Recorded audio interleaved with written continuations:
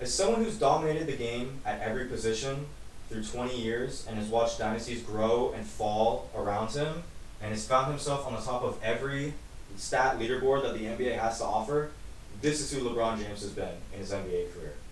But LeBron wasn't just given this role, he had to earn it. And to start off with his childhood, LeBron grew up in a very poor place in Akron, Ohio, without his father. And the fact that he was able to become who he was today through pure determination and practice on the court, whether it be his high school days at St. Vincent St. Mary, or off the court when trying to become the best person he can with being media trained and helping out his family when times were rough, this is the most remarkable thing you could ever ask for a player. And I want to ask, have you ever wondered what really makes someone in basketball? Would it be just their stats? Would it be just their championships? Or would it be what they have left on or off the court? And as someone who is continuing to watch LeBron and has always viewed his stats almost every day, every game, I understand that with the achievements and work put into the game, he has basically impacted it like no other. In this speech, I'm going to explain how LeBron has dominated and become the undisputed GOAT, or greatest of all time, in basketball. And my main points will be, I'm going to highlight LeBron's skills on the court, and we're going to talk about other players. I'm going to talk about his statistical dominance throughout his career, and I'm going to talk about the influence of what he has, of how he's impacted off the court, with some of his foundations and some of his businesses. And with this understanding, let's start to explore why LeBron James will always be separate from all the rest. So, LeBron's dominance and his achievements. LeBron has played every position, like I had said. He has undeniably been a mismatch for every person that he has ever been on. Whether that be from point guard, so a center position, and throughout NBA history, he's always been the undersized dog. And so he's known for his insane court vision and playmaking dominance and the way that he can show leadership that has been able to let him play at any position he's wanted to. He's 6'7", he knows where the ball's going, he knows the plays. There is an instance by an NBA player known as Draymond Green, and this was in one of the finals, and he had done this report for ESPN. And they had come out of the huddle, and after that huddle, for their play for Golden State, on the opposing team, LeBron was calling out the play. He was putting his players there, he was putting his players over there. That's what made him so great at every position. And for 20 plus years, he was constantly doing this, grabbing rebounds, scoring insane points. The fact that he's done this, he's become the #1 point scorer of all time, 50,000 points. The person behind him, Kareem Abdul-Jabbar, he had passed him 6,000 points ago. Crazy. Anyway, as of today, he's the most leading scorer with Kareem under him. But LeBron has gone to the NBA Finals about 10 times. And in these 10 times he's gone to the NBA Finals, he's matched against different teams with all different types of all-star players who are going to make the Hall of Fame after they retire. And some of them have already made the Hall of Fame. So his competition was very rough. And what they don't talk about, or what they try to diminish, is how effective he's been in clutch moments. LeBron's most clutch moment, let me tell you right now, 3-1 deficit, 2016 NBA Finals against the Golden State Warriors, who have the best record in the NBA of all time. He has come back and won that final series from 3-1. Has never been done before. The stat line was 0 to 200, and guess what? LeBron happened. He made that 1 to 200.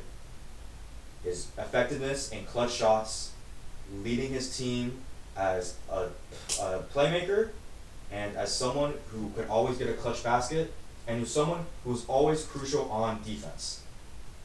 And I hope you can see now that LeBron's defense and dominance on the court was kind of giving everybody a sense of why he might have been the greatest. But let's look a little bit beyond basketball.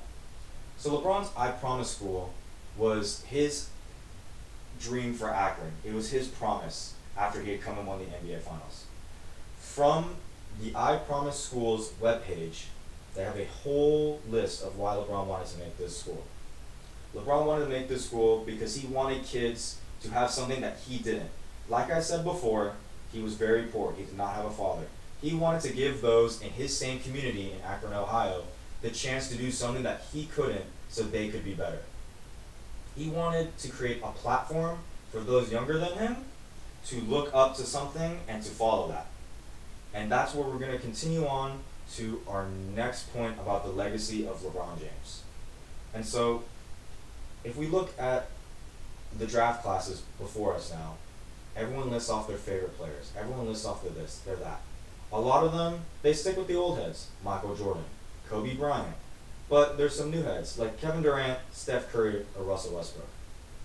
But from an interview from ESPN, a future draft prospect was asked, who's your favorite player, and why do you want to be like them? And they had said LeBron James. And they asked, why LeBron? Why not Kobe? Why not Michael? Why not Curry? And to his reason saying that is like, they all excel at one thing, but there's always an issue with them. And the ESPN reporter asked them, why is there an issue with them?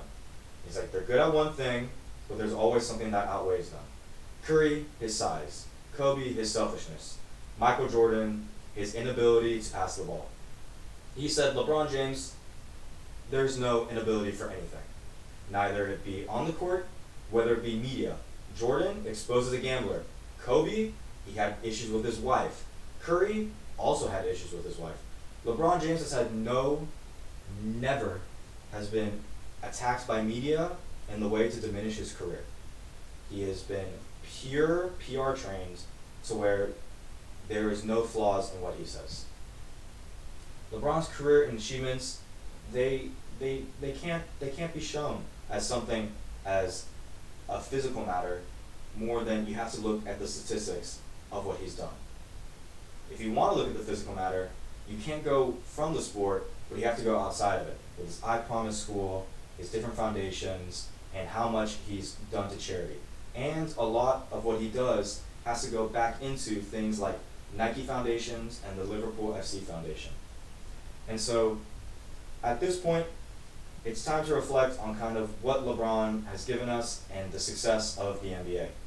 And so, in conclusion, LeBron's influence and skills and dominance has shown why he's the greatest player of all time.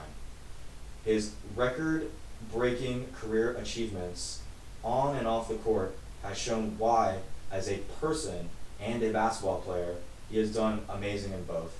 And his impact on society for the younger generation and for the ones who come before him and the ones who especially have come after him and have said all this. And I want you to come out of this to kind of recognize that as a basketball player, LeBron, he's pretty good. But more than just that, LeBron as just a person and a basketball player, or you could say the greatest of all time, has shown his effectiveness, his resilience, and not that, but his influence as well. And I just want you guys all to remember that LeBron James, without a doubt, is the greatest of all time. Thank you.